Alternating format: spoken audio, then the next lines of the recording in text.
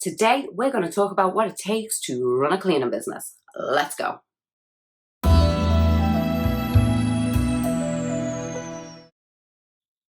Hi, I'm Kelly. This is Amazing Business. Welcome back to the channel.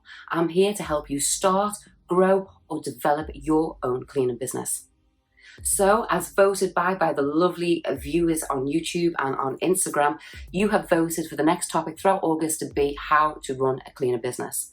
So, as with the financial series, we're going to start with the basics and we're going to work our way up to more complicated and in-depth videos on certain subjects. So, running a business can be very exciting. It can be really rewarding, it can be really fulfilling, and it can be really satisfying to be master of your own destiny.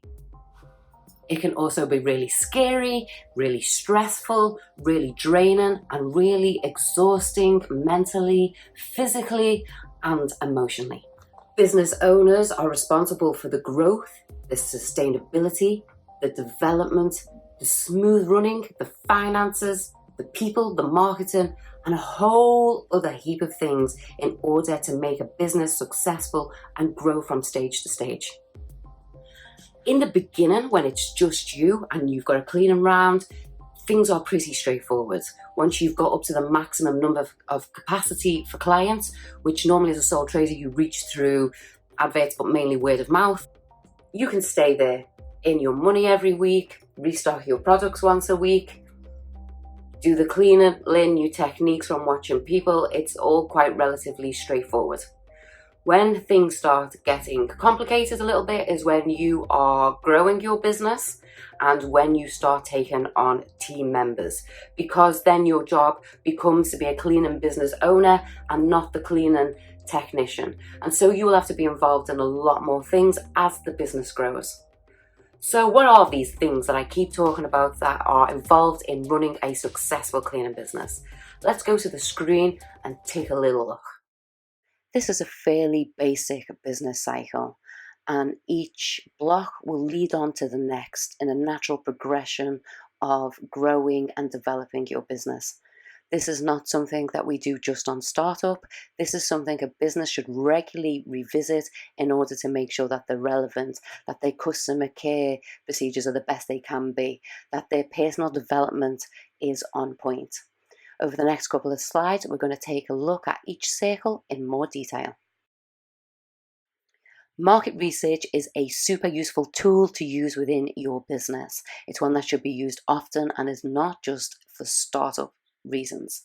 So market research you can use to check your services against other like-for-like businesses. You can see if there is a place in your marketplace for services, or perhaps there's a gap in the marketplace to introduce a service.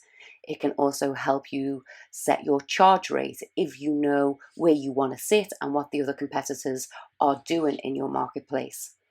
It'll help you find your consumer and your perfect client and demographic so you know exactly how to market to them.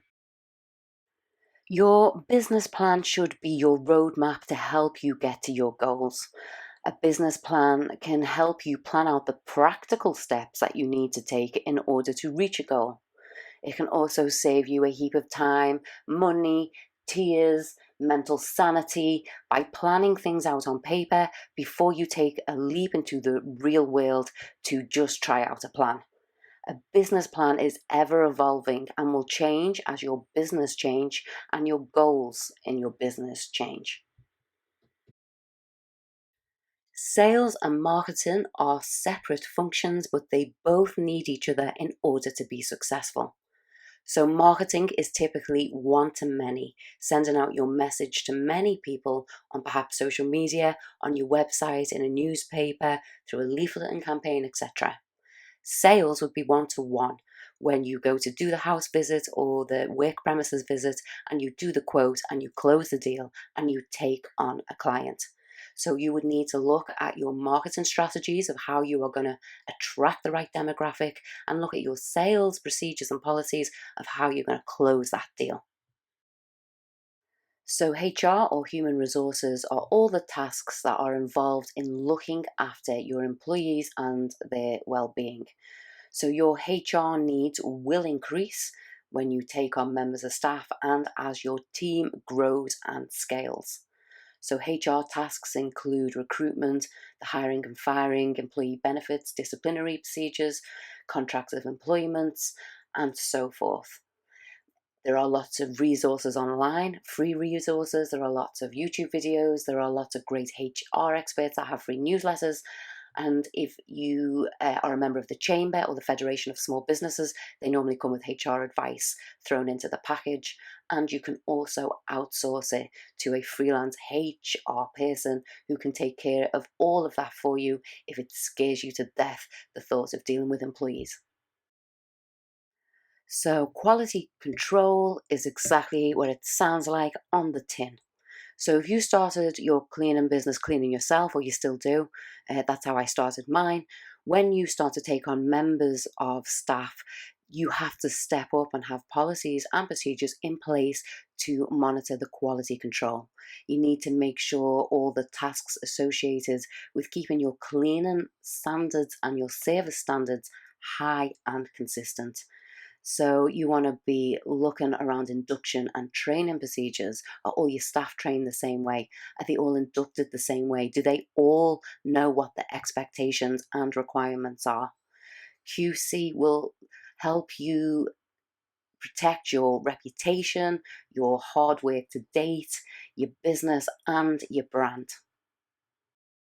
Okay, so financials. I'm not really going to spend a great deal of time going over them because we've just spent 5 weeks talking about financials. So you will see a link appear above that'll have the full playlist on, and it'll also be available at the end of this video to click on. We know why we should be knowing our financials. We can make decisions. We know whether we're making money. We know if there's something we need to improve, yada yada. Check out the play link at the end of this video. So, in the cold light of day, if there are no customers, there is no you. There is no team, there is no goals, there is no point to putting together a business plan. So, our customer care policies and procedures should be very paramount. Every time we make a mistake, every time we do something wrong for a client, every time uh, there's a damage, there's a problem, everything can be learned from, and everything can go towards creating those policies and processes so the next time an event comes up, you know how to handle it, and it's always handled in the same way and the same fashion. And this will help you train other people like supervisors or potential managers to be able to handle the customer care. So customer care is basically, in a nutshell, making sure your customers are happy and making sure that they're satisfied with your service. What we want to do, and the key word here is retain clients. We need to retain, retain, retain.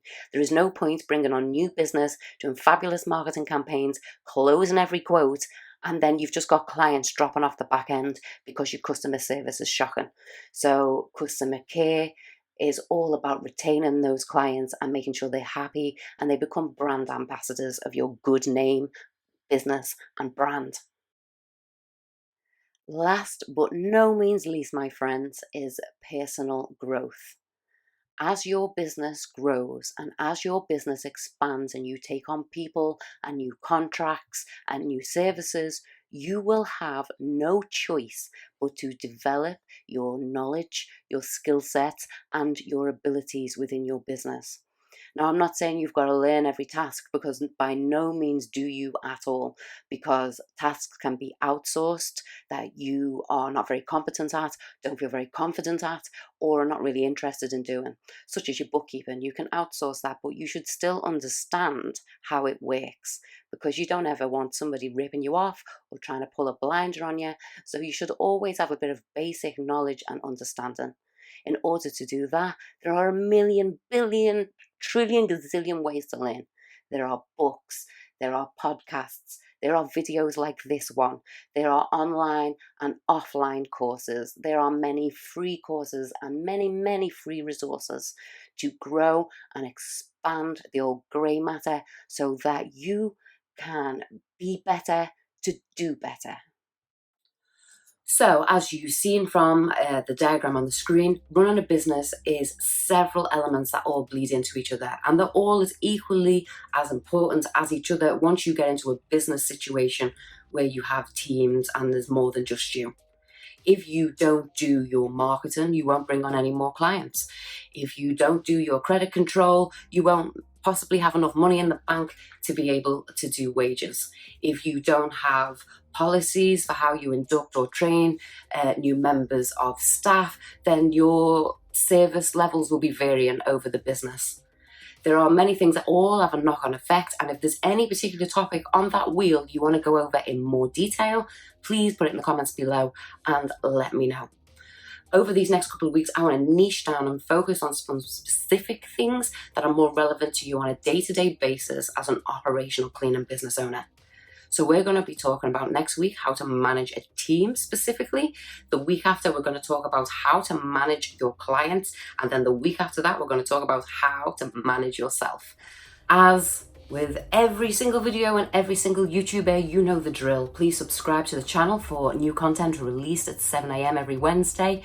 Please hit that bell so that you know it's arrived. Subscribe to the newsletter list and come hit me up and say hello on Instagram, where I post daily stories and new posts every Monday, Wednesday and Friday. Thank you very much for being here. I appreciate you taking the time out of your day, and I'll be here next Wednesday when we're going to talk about how to run a team. Until then, you have a very good week. Bye-bye.